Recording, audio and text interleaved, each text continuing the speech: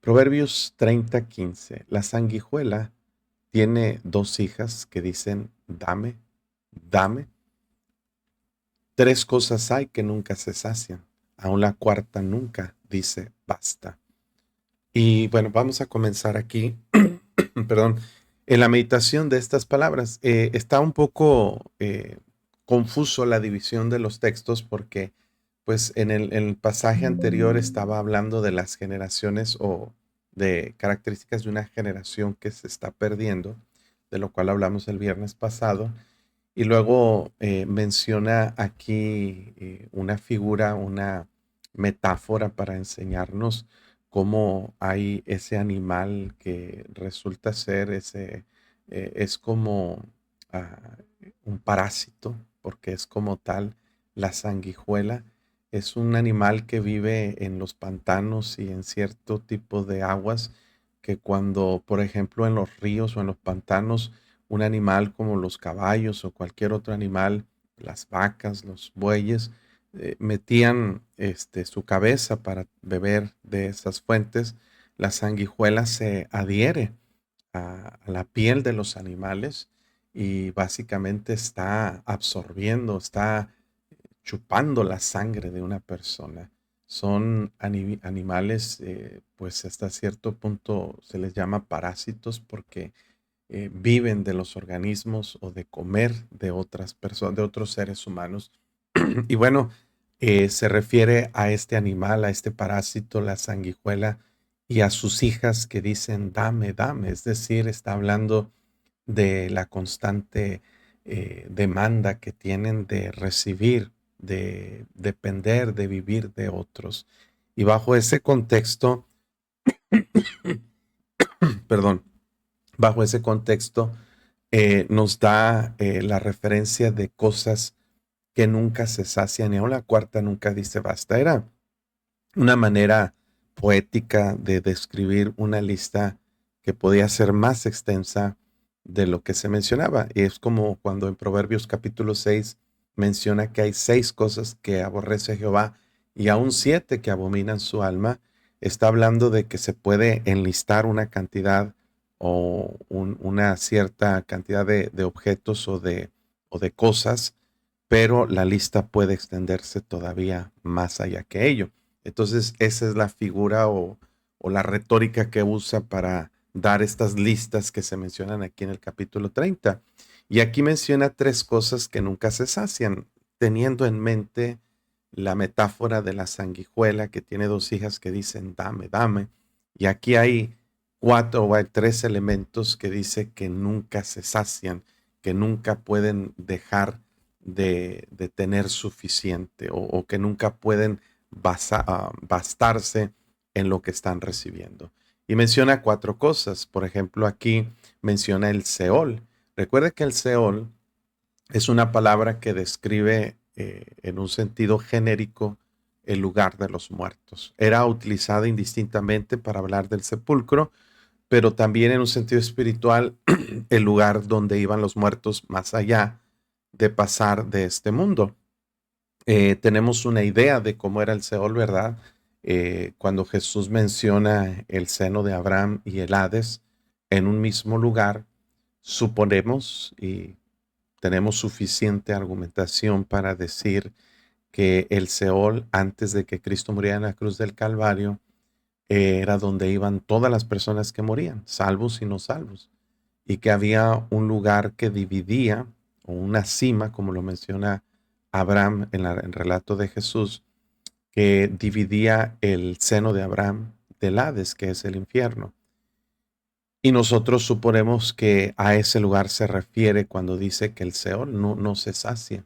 O sea, puede morir una cantidad infinita de personas y ese lugar pues nunca va a estar completamente lleno. En primer lugar porque no va el cuerpo físico de las personas, sino el alma de las personas. Y entonces no hay una manera de llenar físicamente ese espacio porque en un sentido son almas de personas. Entonces menciona el Seol como un lugar que nunca se sacia. En segundo lugar, la matriz estéril, que puede estar pues recibiendo lo que es la cantidad ¿cómo les puedo decir, verdad? De estar alimentándose, de estar recibiendo la parte de la semilla masculina y nunca va a estar saciada, nunca va a tener suficiente porque en realidad nunca va a dar resultados. En tercer lugar, menciona la tierra, que no se sacia de aguas. Usted puede ver tierras áridas y aquí la alusión es a tierras desérticas en Medio Oriente, donde podía vertirse el agua sobre la tierra y pues parecía que el agua se filtraba y se absorbía, y en tierra seca, en tierras áridas, pues el agua nunca va a ser suficiente para acumularse sobre una tierra que es árida o desértica. Se va a filtrar y eventualmente se va a ir al subsuelo. Y en cuarto lugar habla del fuego, que jamás dice basta. Mientras que el fuego tiene combustible, tiene oxígeno y tiene calor suficiente, emanado a veces de la misma reacción química, pues el fuego va a seguir avanzando y avanzando y avanzando sin parar.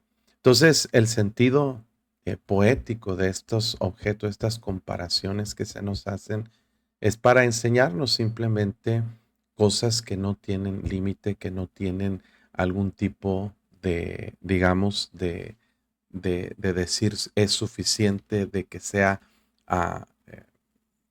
vasto o así.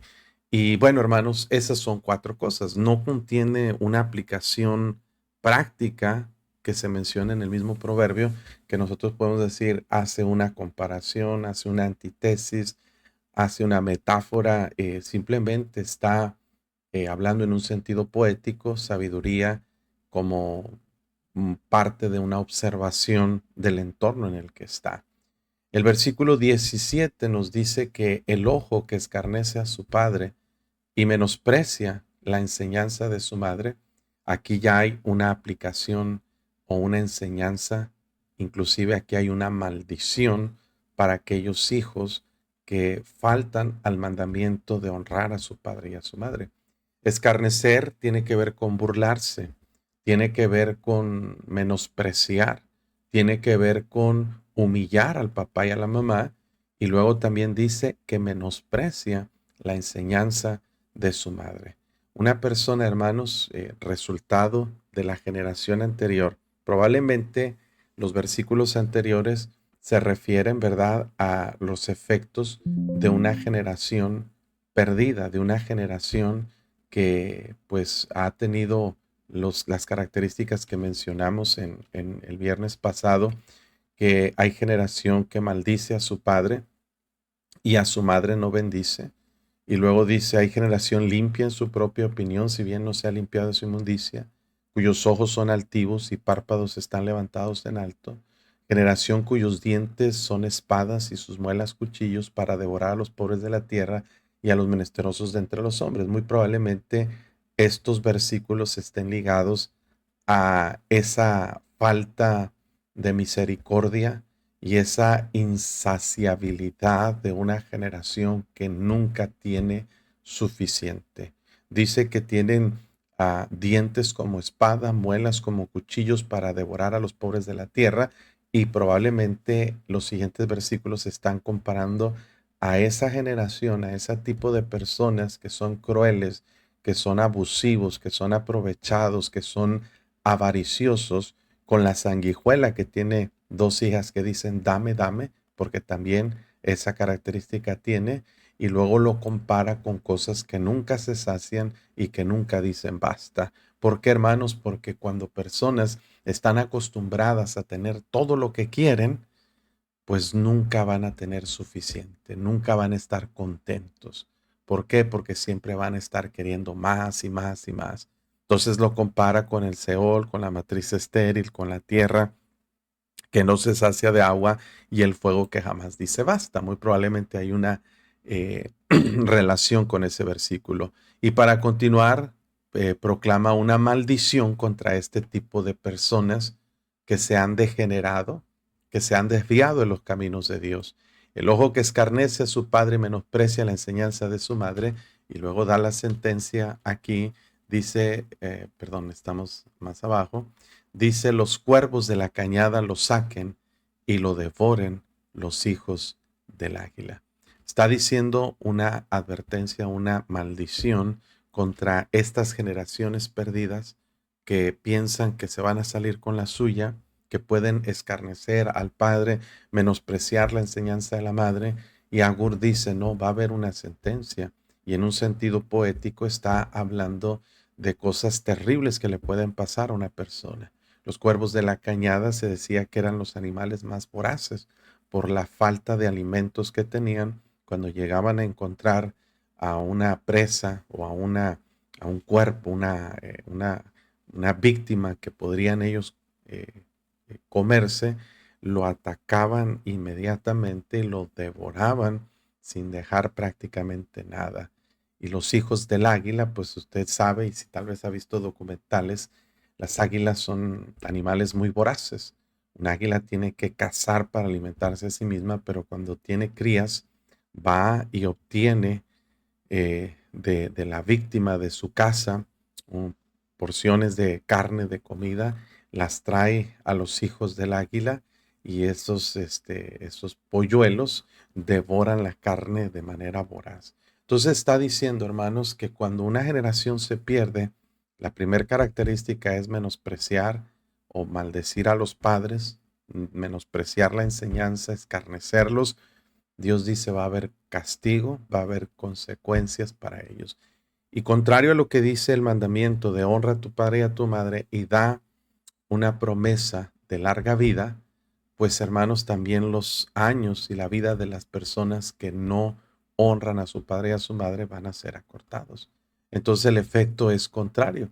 Y Dios está diciendo, eso va a pasar con personas que no tienen la obediencia al mandamiento de honrar a su padre y a su madre. Y es algo que tenemos que tomar muy en cuenta, hermanos, cómo Dios ve la manera como nosotros tratamos a nuestros padres. Versículo 18 dice que hay tres cosas, dice Agur, tres cosas me son ocultas y aún tampoco sé la cuarta. Está usando un sentido algo enigmático, algo poético, para dar aplicaciones espirituales a través de la sabiduría. Tres cosas me son ocultas, dice, aún tampoco sé la cuarta. Y menciona aquí cuatro cosas. Número uno, el rastro, perdón, del águila en el aire.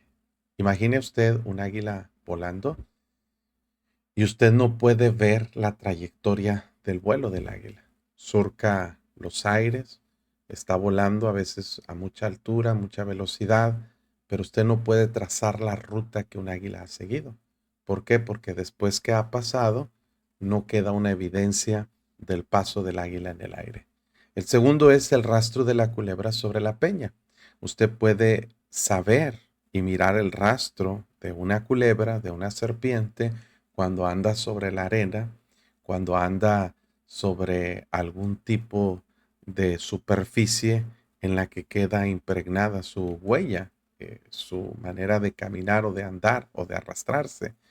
Pero cuando la culebra anda sobre una peña, sobre una roca, pues no deja residuos, no deja evidencias, no deja ningún tipo de rastro que usted pueda decir por aquí pasó una serpiente. En la tierra sí, en la peña no. Ahora, ve hacia dónde va el sentido de estas ilustraciones gráficas que nos enseñan. El rastro del águila en el aire, el rastro de la culebra sobre la peña, el rastro de una nave en medio del mar. Usted puede ver un barco navegando en el mar y bueno, las aguas, usted sabe, por la densidad que tienen, abren paso para esa embarcación, pero después que ha pasado, las aguas se vuelven a quietar y se borran las evidencias de que pasó por ahí un barco. Y todo eso para mencionar cómo a veces el pecado o la inmoralidad puede aparentar no dejar ningún rastro o ninguna evidencia, o gente puede pensar que puede ocultar el pecado de la inmoralidad. Y dice el cuarto lugar, el rastro del hombre en la doncella. Puede una persona, hermanos, cometer un pecado de inmoralidad y decir no va a pasar nada, no va a haber consecuencias. Y es la manera de pensar de mucha gente, hermanos, que ha perdido la moralidad, ha perdido el respeto, ha perdido pues el sentir de la decencia y piensan que no pasa nada, que no hay evidencias, no hay rastros y no hay consecuencias de una vida inmoral. Ahora, este versículo está asociado y hay que meditarlo con mucha detenimiento para conectarlo con el versículo siguiente, porque esto despierta muchas veces en el pensamiento de personas adúlteras como decir, pues no pasa nada. El versículo 20 dice que el proceder de la mujer adúltera es así, come, y esta es una palabra que se utiliza para hablar en sentido como le llamamos, como es un eufemismo para referirse al acto sexual, sacia sus apetitos, sus instintos, pues aplaca sus placeres, comete el acto sexual, limpia su boca y dice, no he hecho maldad, no pasa nada. Justifica su pecado de muchas maneras diciendo, no pasa nada, no he hecho nada malo, yo nada más pues simplemente me dejé llevar, simplemente pues tengo amor por esta persona, tuve el deseo de hacerlo y piensa que no va a haber consecuencias. Y eso es parte de la degeneración de que en el contexto estamos hablando de una sociedad que se está corrompiendo. Se pierde la moralidad, se pierde el respeto, la decencia y el pudor. Y mire, hermano, yo no sé si usted lo relaciona, pero es la manera de vivir de la sociedad hoy en día. La gente hoy en día, hermanos, comete adulterio como si fuera cualquier cosa, cometen fornicación como si fuera lo más normal. Ya ni siquiera se pretende enseñar a los jóvenes sobre mantenerse puros y vírgenes para el matrimonio. Antes se planeaba y se deseaba y se enseñaba a los jóvenes y señoritas guardarse vírgenes y puros para el matrimonio. Hoy en día es difícil que los jóvenes lleguen vírgenes a su quinceañera, porque estamos, hermanos, en un mundo tan depravado, en un mundo tan corrompido, que la sexualidad se ha vuelto parte de la vida diaria, se ha vuelto algo tan natural, algo tan corrupto, hermanos. Déjeme decirle algo, la sexualidad no es mala, siempre y cuando esté dentro de los límites del matrimonio. Hay algo que Dios honra y que Dios, eh, pues, hermanos, cuida mucho y es el instituto del matrimonio. En Hebreos 13:4 dice, honrosos sean todos el matrimonio y el lecho sin mancilla, pero a los fornicarios y a los adúlteros los juzgará Dios. Para Dios el matrimonio es importante. La juventud de hoy en día piensa, es que yo ya no creo en el matrimonio. Y es un argumento que muchos jóvenes dicen y lo va a encontrar por todas partes.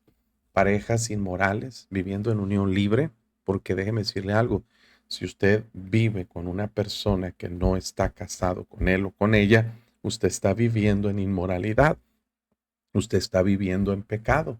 Y llámele como le llame, llámele unión libre, llámele lo que usted quiera, hermanos, según la perspectiva bíblica, es pecado. Y eso Dios no lo va a bendecir. Y eso Dios no lo va a permitir ni tolerar. Porque usted está torciendo y corrompiendo algo que es sagrado. El matrimonio es un pacto.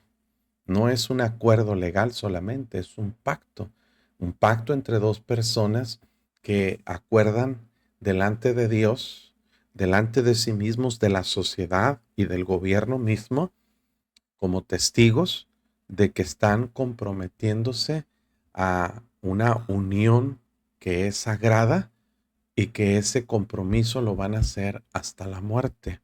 El propósito de Dios para el matrimonio es que sea hasta la muerte. Ayer enseñé a la iglesia algunos principios para tener prosperidad en el matrimonio. La palabra prosperidad no significa dinero solamente, significa tener un buen viaje, que las cosas vayan bien. Es el sentido literal de la palabra próspero. Un buen viaje, un buen proceso, un éxito en lo que se emprende. Y un matrimonio próspero, hermanos, pues debe honrar el matrimonio, debe honrar la figura del matrimonio.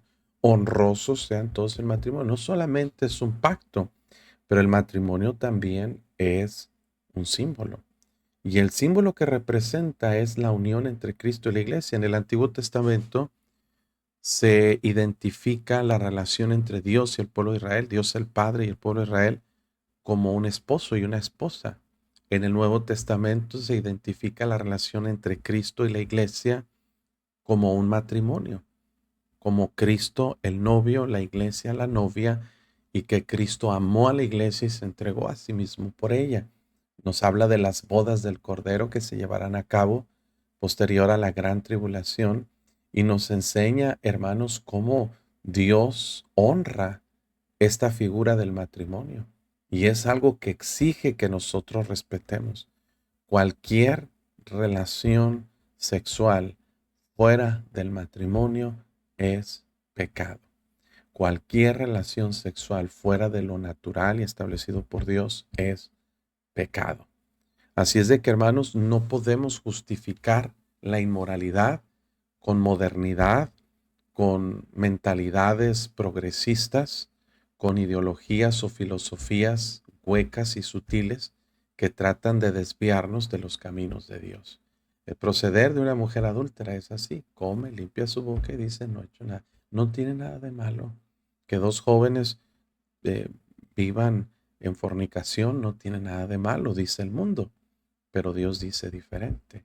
Dios dice eso es pecado. Y tenemos que enseñarle a nuestros hijos a respetar su cuerpo, respetar el matrimonio, respetar a Dios y respetar la moralidad. Ya eso no se escucha en ningún lado hoy en día. Ya lo único que se intenta es decir a los jóvenes, pues usa protección, pues cuídense. Pero hermanos, los cristianos no debemos ceder a la presión social para nosotros tolerar y permitir que esto es algo normal, que esto debe permitirse o tolerarse. No, Señor. Hermano, el pecado sigue siendo pecado, sin importar cuántos años pasen, porque Dios es el mismo ayer, hoy y por los siglos. Y este versículo, hermanos, nos ilustra otra característica de una generación perdida. Se pierde la moralidad, se pierde el respeto, se pierde toda decencia y todo pudor. Y hermano, pues por eso mismo la tendencia hoy en día es que los jóvenes se obsesionan mucho por atraer al sexo opuesto.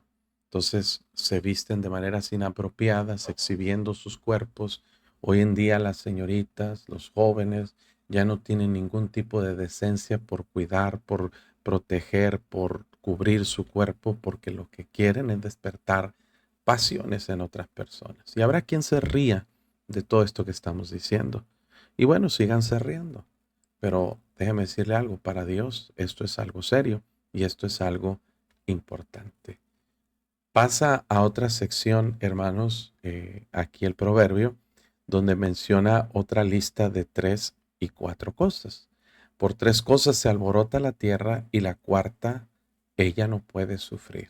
Y menciona eventos que son prácticamente inconvenientes, inapropiados que sucedan en una sociedad.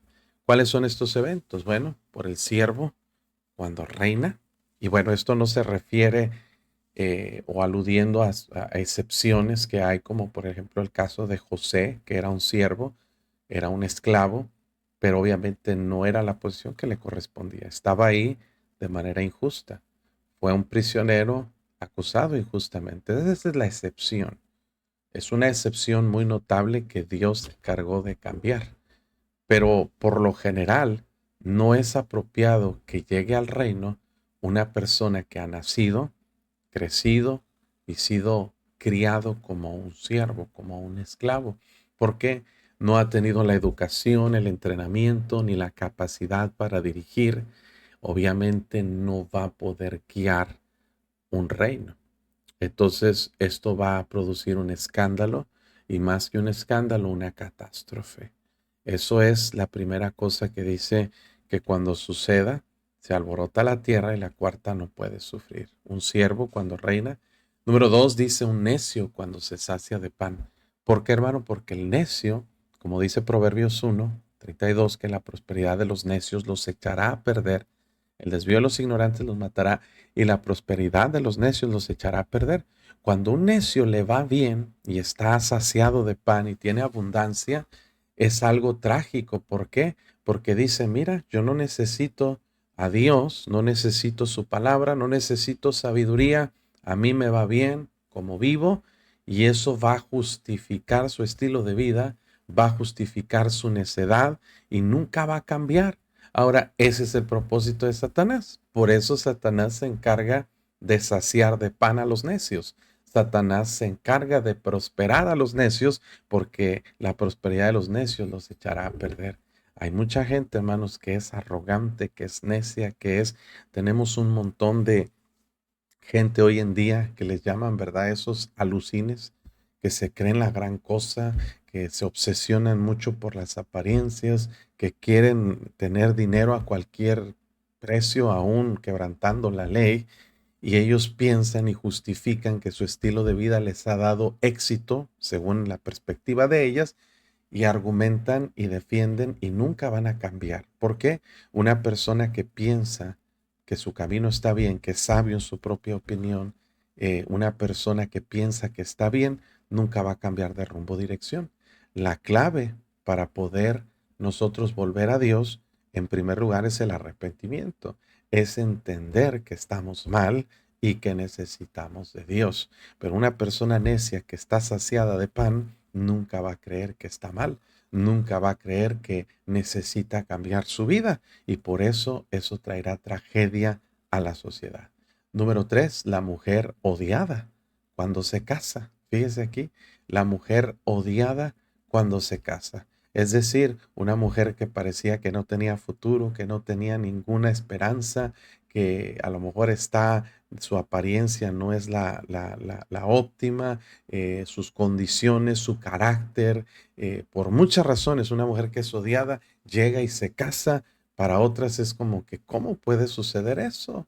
Es como un tanto decepcionante para otras mujeres ver que aquella mujer que ni se arregla, que ni tiene un sentido de pudor y modestia, que no se guarda y luego se casa, pues eso decepciona mucho a la gente. Y número cuatro, por la sierva cuando hereda a su señora. Y esto pues también causa alboroto, causa un desorden social, causa cierta incomodidad en la gente. Y la verdad, hermanos, es que en la sociedad debe haber un orden.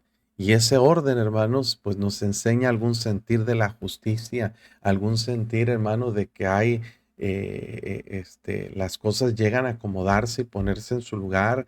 No hay nada más alentador para una persona que ver que haya una meritocracia. ¿Qué quiere decir?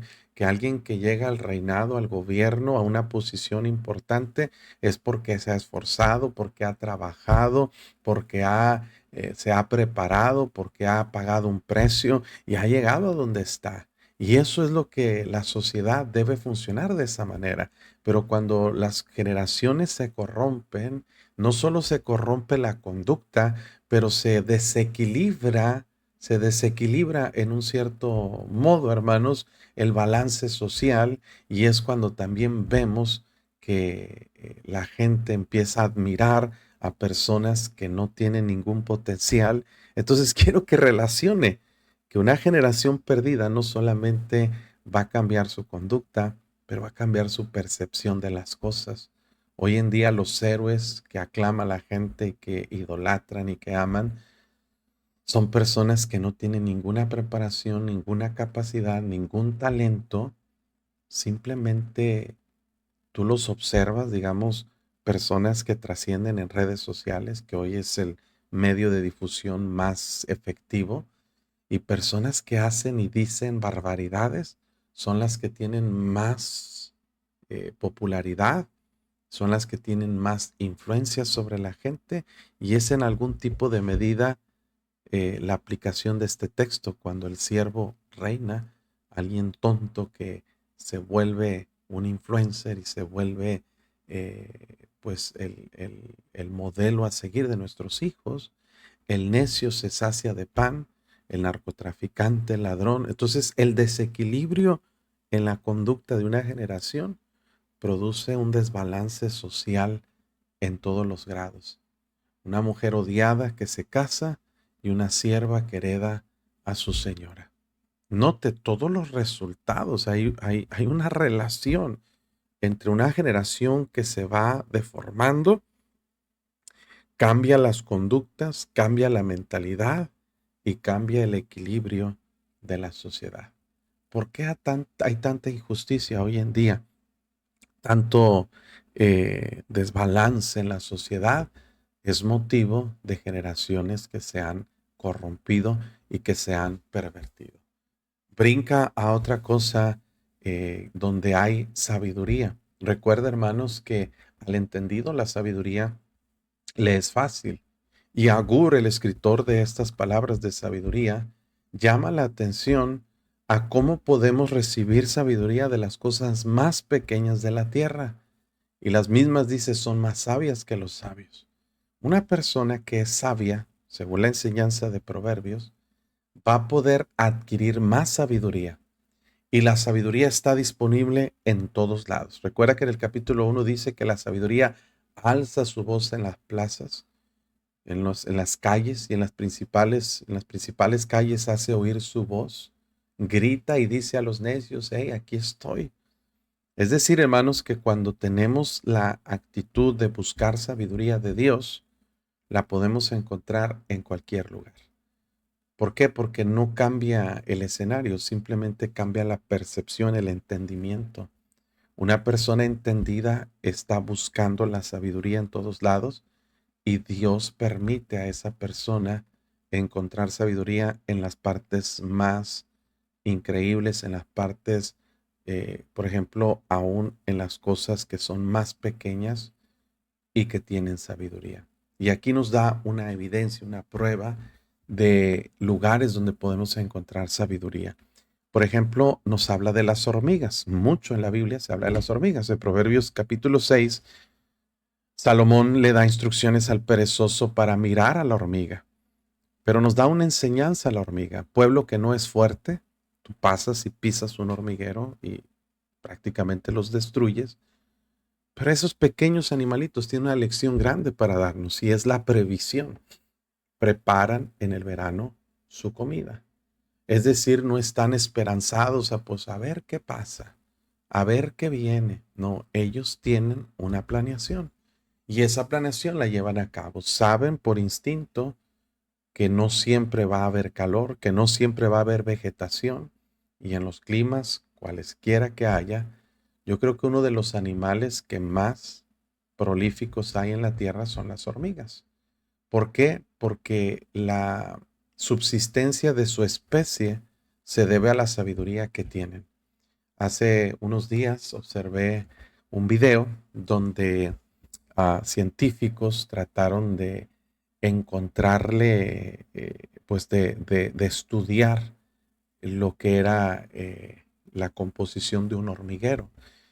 Y vertieron toneladas de cemento sobre un hormiguero salvaje en medio de la nada y cubrieron completamente de cemento todo un hormiguero. Obviamente mataron a las hormigas, triste crueldad, pero les llevó a entender. Desenterraron ese hormiguero cuando el cemento se secó y la manera de ver la composición y la complejidad del hormiguero, encontraron que construían túneles para ventilación y como un sistema de carreteras o caminos donde ellos llegaban a ciertos destinos.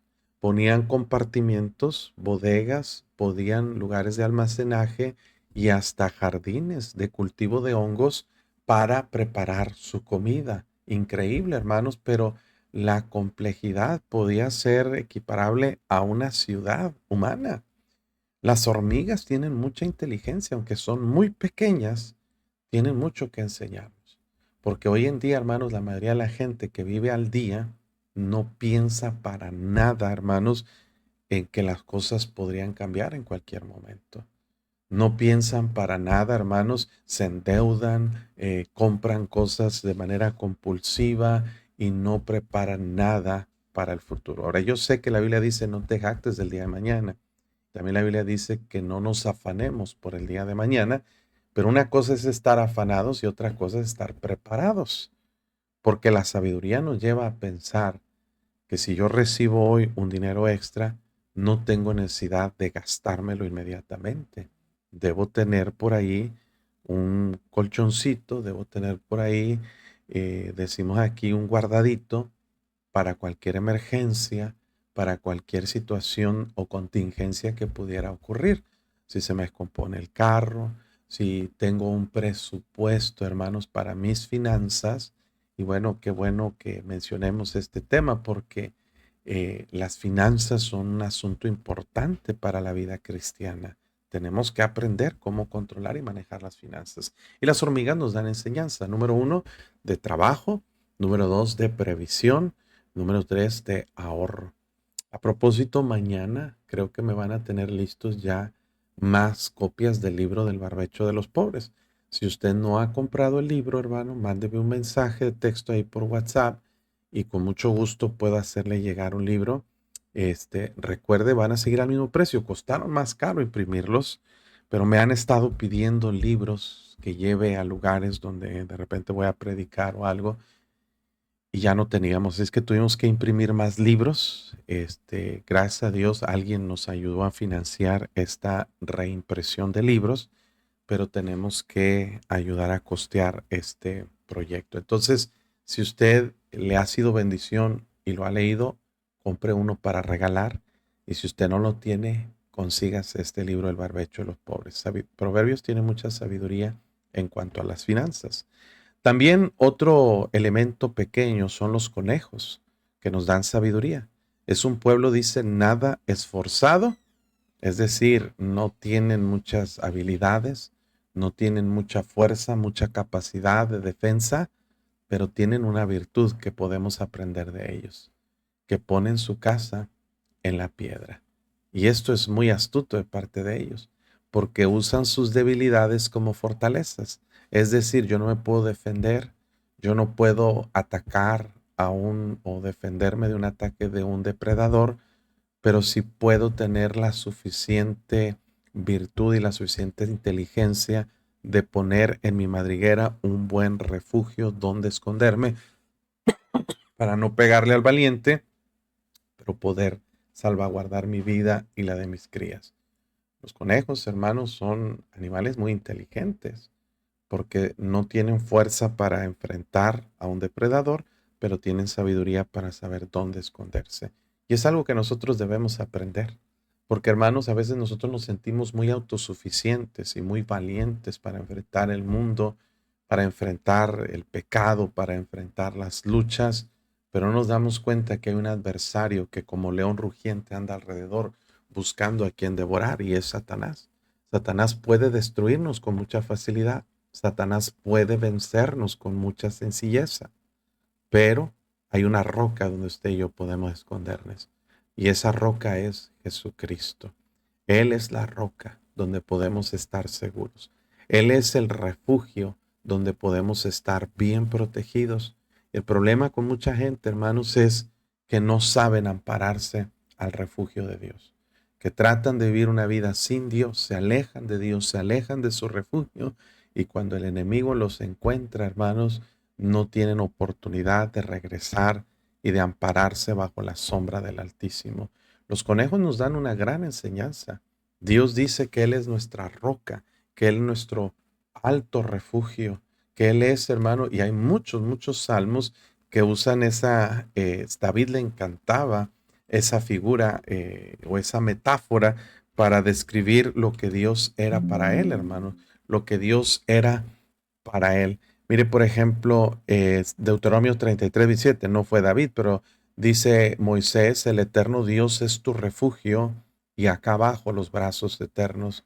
Él echó delante de ti al enemigo y dijo, destruye, Dios es nuestro refugio y debemos ampararnos a Él y debemos saber, hermanos, acudir y escondernos en Él. En 2 Samuel 22:3, David dijo, Jehová es mi roca y mi fortaleza, mi libertador, Dios mío, fortaleza mía, en Él confiaré, mi escudo y el fuerte de mi salvación, mi alto refugio, Salvador mío, de violencia me libraste. Invocaré a Jehová, quien es digno de ser alabado, y seré salvo de mis enemigos. Hermano, el éxito en la vida cristiana no está en tener la fuerza para vencer a todos los enemigos y tentaciones.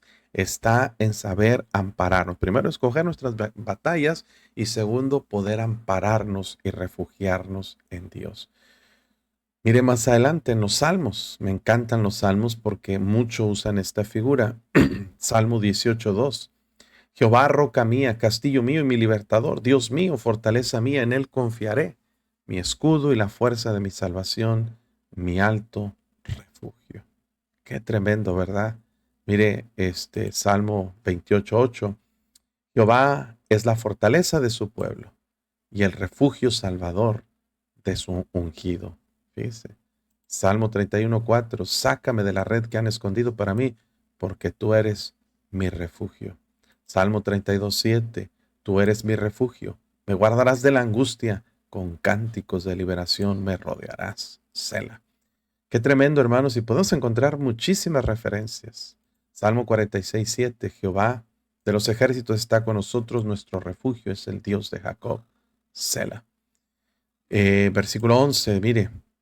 Jehová de los ejércitos está con nosotros, nuestro refugio es el Dios de Jacob. Así es de que los conejos nos dan una gran enseñanza. Para una persona sabia no es difícil hallar sabiduría. Tú ves a un conejo, ves que lo está persiguiendo un depredador, ves que no lo puede enfrentar, pero ves que va decidido y se mete a su refugio, su casa, que está en la piedra, y ahí el acechador, el devorador, no lo puede alcanzar. Mire, esa es una persona sabia. Observa la naturaleza y obtiene sabiduría de ella. Dice ahí las langostas que no tienen rey. Las langostas no se refiere a los animales marinos, no se refiere a los mariscos, lo que conocemos nosotros como langosta. Este es un insecto. La langosta es como un saltamontes gigante, grande. No tienen rey, no tienen alguien que las gobierna, las controla, les da órdenes, pero siempre dice, salen todas por cuadrilla. Nunca, bueno, cuando se hacen los enjambres de langostas, hay testimonios devastadores, hermanos, de estos enjambres de langostas que llegan a ciertas plantaciones, plantíos y devoran completamente un campo en pocos minutos. ¿Por qué?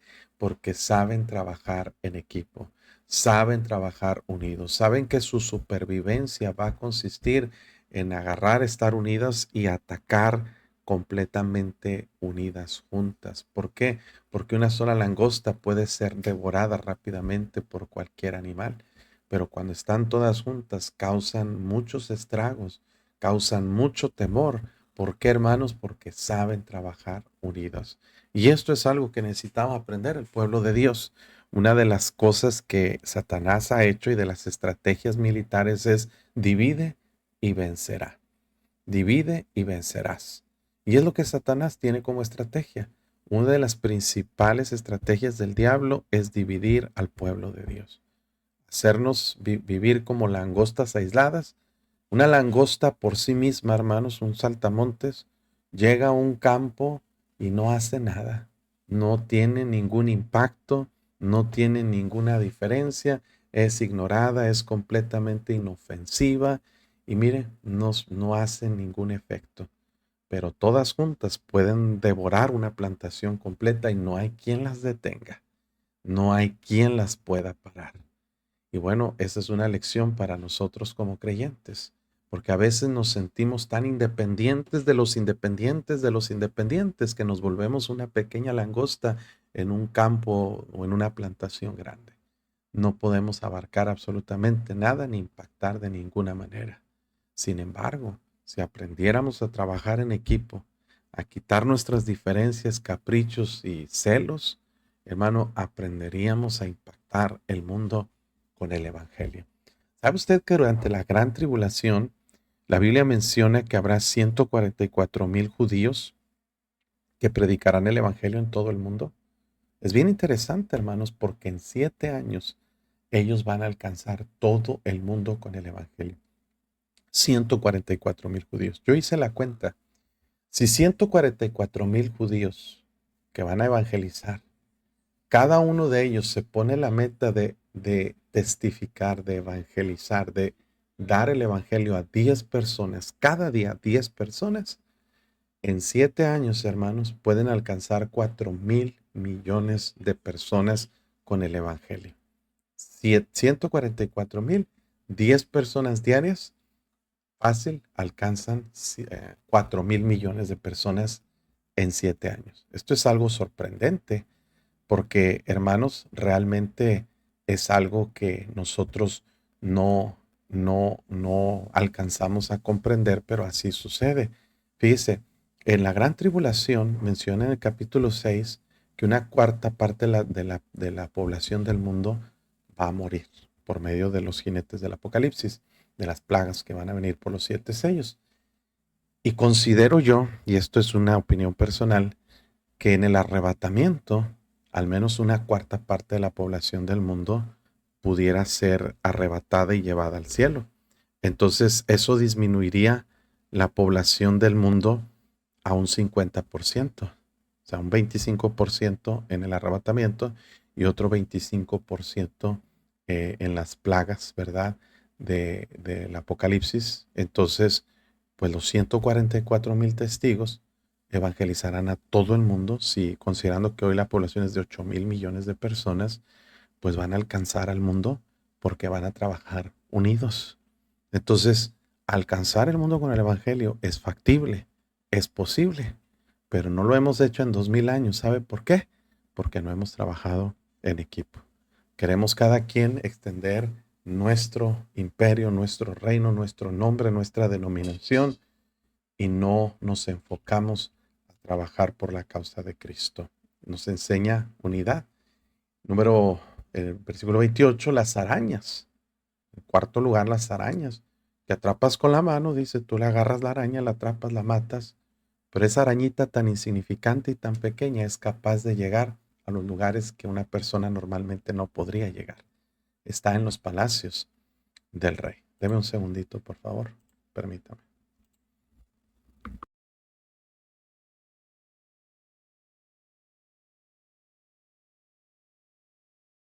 La araña, hermanos, es un insecto que usted lo ve y parece insignificante.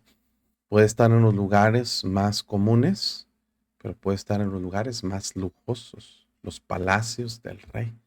Es decir, hermano, que con sabiduría, con dedicación, no importa qué tan pequeño seas, puedes llegar a hacer cosas grandes con tu vida y puedes estar en los lugares más prominentes, como los mismos palacios del rey.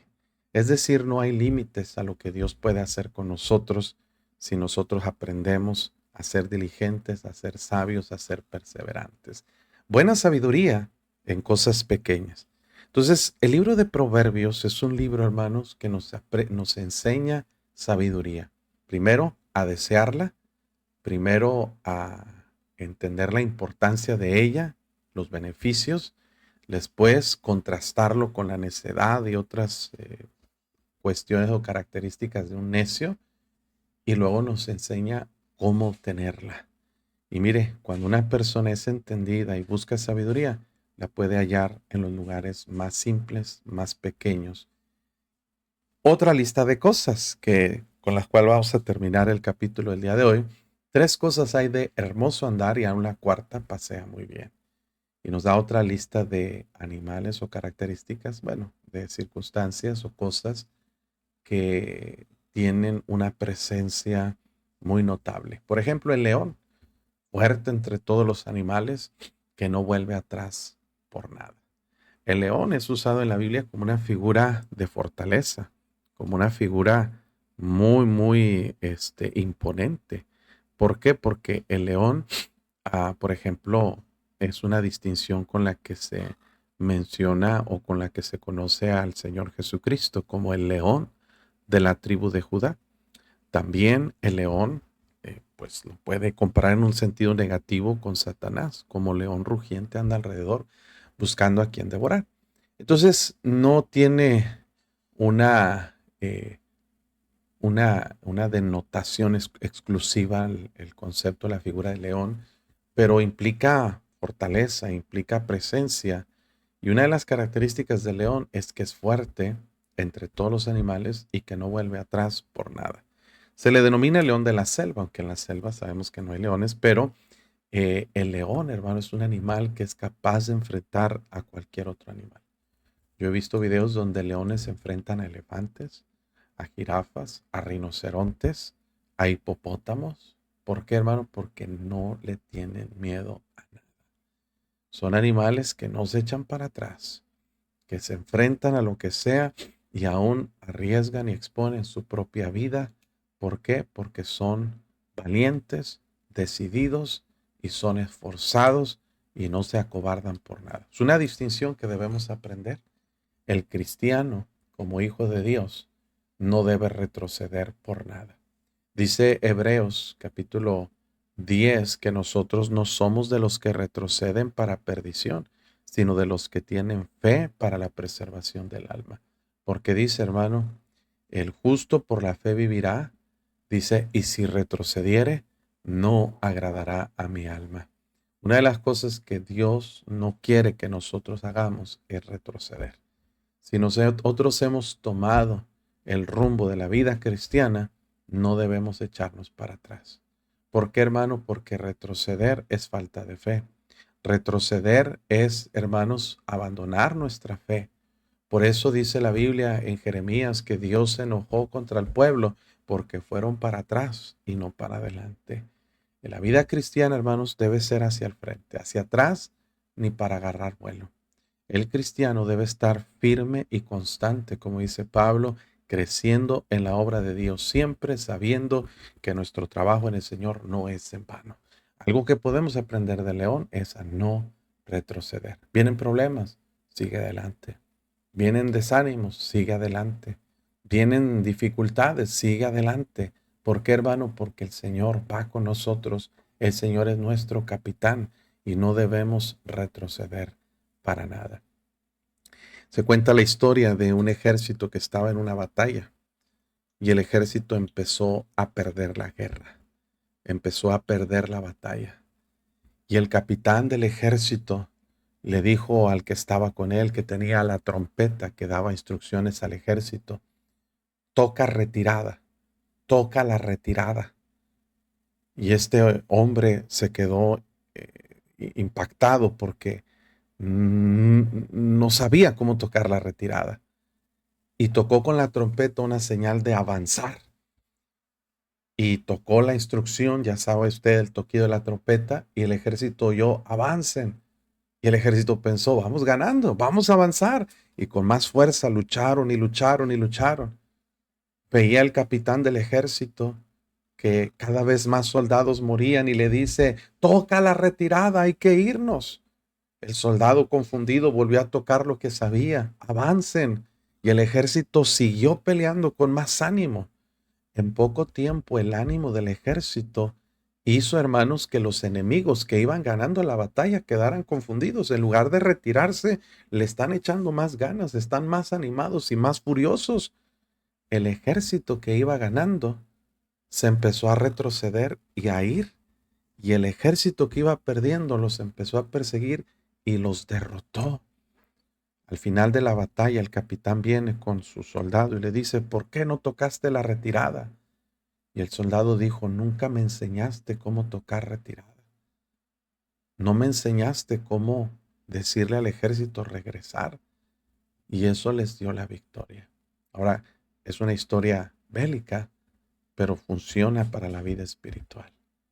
Dios nunca nos ha enseñado la retirada. No debemos echarnos para atrás. Nosotros no somos de los que retroceden, ya tenemos la victoria en Cristo. Por lo tanto, siempre debemos ir hacia adelante. Fíjese, hermano, ¿cómo sé si yo voy retrocediendo?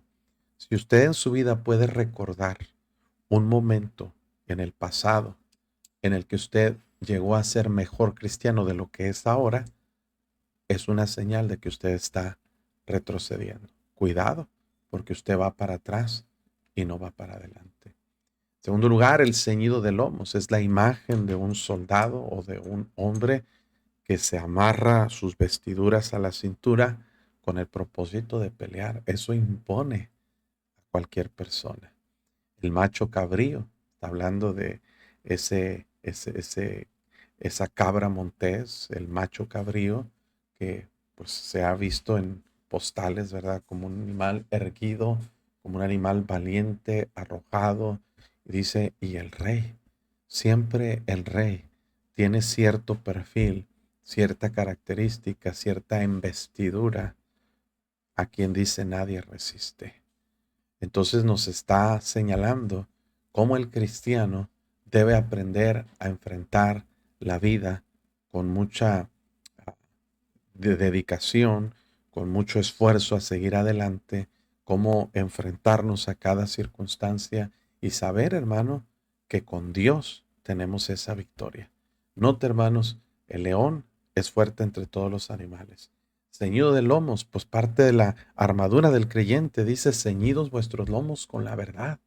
Tenemos suficiente, hermanos, herramienta que es la espada del Espíritu para poder tener la victoria.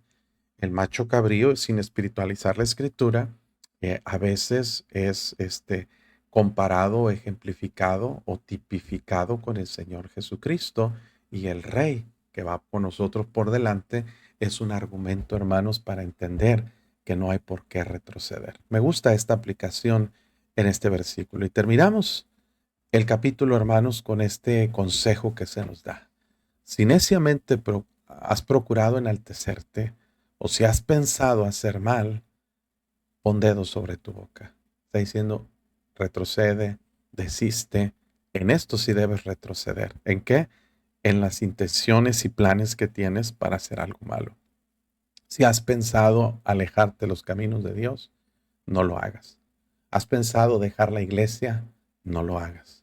¿Has pensado meterte en algún vicio, en alguna práctica, en alguna relación ilícita? Dios dice, hey, desiste. Pon dedo sobre tu boca, mejor no lo hagas. Arrepiéntete. Dios te está hablando a tu corazón. Y mire que te encuentres con este versículo justo en el momento que está en tu mente rondando la idea de hacer algo que sabes que está mal. Dios te dice, hey, detente, no lo hagas. ¿Cómo supo que lo iba a hacer? Bueno, Dios lo sabe. El Espíritu Santo usa su palabra para instruirnos y decirnos, eso que vas a hacer, eso que planeaste para hacer hoy, no lo hagas. Eso que estás planeando para la otra semana, no lo hagas. Ese viaje profano, esa fiesta mundana, ese encuentro con alguien que no es tu esposa, esa película que planeas ver, no lo hagas. Fíjese cómo Dios nos habla, ¿verdad? Sin tratar de espiritualizar absolutamente nada. Pero es un buen consejo que deberíamos nosotros tomar en cuenta. Y el último versículo dice las consecuencias de causas y efectos. Ciertamente el que bate la leche sacará mantequilla. A toda acción le corresponde una reacción. ¿Sí? Todo resultado, todo proceso lleva una causa y un efecto. Si tú te pones a batir la leche, dice, pues en algún momento esa leche se va a cuajar y se va a hacer mantequilla.